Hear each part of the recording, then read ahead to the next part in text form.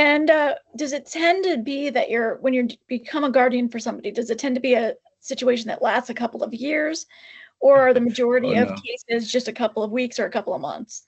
This is a very unique job. One, it lasts for the life of the client. So if we take a client at 65, it's until their last breath. I think our oldest client was 103. In Florida, you cannot resign from guardianship. So you have to be very judicious about which clients you take and what staffing you have in place. So if we accept a client, the judge, we can petition the judge to relieve us from that client, but it's actually up to the judge to say you can be released. And normally the judge is going to be hesitant to do that unless you've also found a person to be what we call the successor guard, someone that you're going to transition this person to. So we have a client for pretty much for life. Okay. We So are what their is family. so what does that say? Since do you have any folks that you're still working with it since day one? Yes, we do. Actually, I One. have the second client I ever got, we still have. Okay, so tell me a little bit about that particular person, man or woman? It's a female. Okay, and what kinds of things do you do for her? Well, let me share her unique story. Um, we received her as a pro bono client, which means that the courts saw her as being indigent. She was a Latino female. She had been in the hospital 8 months. She wasn't sick. She just didn't have anyone that could sign her out or be responsible for her care. So the hospital contacted us. I can't remember if it was the hospital or the courts, and asked us if we would take this case. And since I didn't have any cases at all, it was an easy answer. We had one other case before that, and it was also taken as an indigent case, which is not unusual for guardians that are starting out. There's not a guardian in the state of Florida that's not taking pro bono cases. It's part of the nature of our business. But I took her case. And there was something unique about this person. Her hospital room was set up like a hotel room. She had put Darlies on her nightstand, and she had on pearls, and she had lipstick on.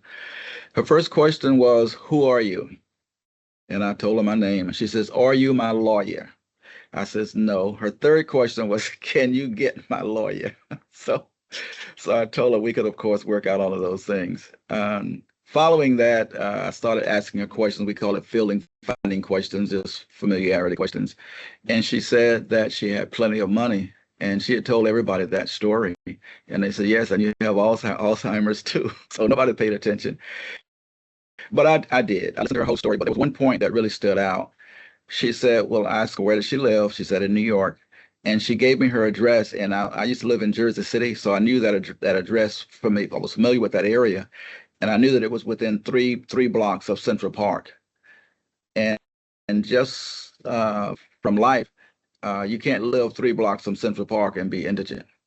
That does not work in America. So I asked the judge if she would allow me to go to New York and do a bit of investigative work. Turns out she was worth over $650,000, mostly in cash. We've had her now for over 12 years, and I still don't believe we've been able to locate all of her wealth. So we've been able to take care of her in really a great way. The interesting about that is that my office, my staff, and myself, I've become immersed within their family. We now take care of one of her I can't remember, it's a niece or cousin who is in our care, and we go to events, birthday parties with the family. It's just an interesting relationship. So you never really know where these kinds of things lead. But even in this family, there are young children that need to know what's happening.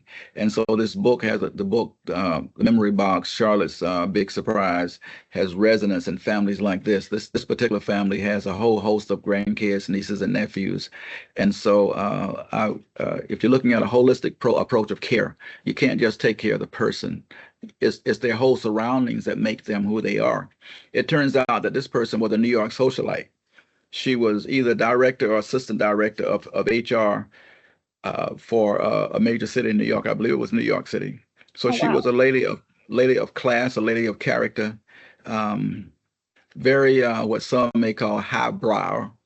You know, she had good status in life, but you would have never known that because the court had labeled her as indigent. She was not anywhere near indigent. But just nobody had taken the time to figure out what was going on. That's correct. So did And she so have that's one of the Alzheimer's one. then? She had a what we call a I'm going to use a scientific term. She had what we call a frontal lobe stroke, and she was home alone. Okay. So that caused her to represent as having dementia. But sometimes she would represent as having dementia, and sometimes she would represent as normal. But she really had dementia, which developed into full-blown Alzheimer's. Okay. And how old is she? Um, I probably shouldn't reveal that, but she's north of 85. Okay.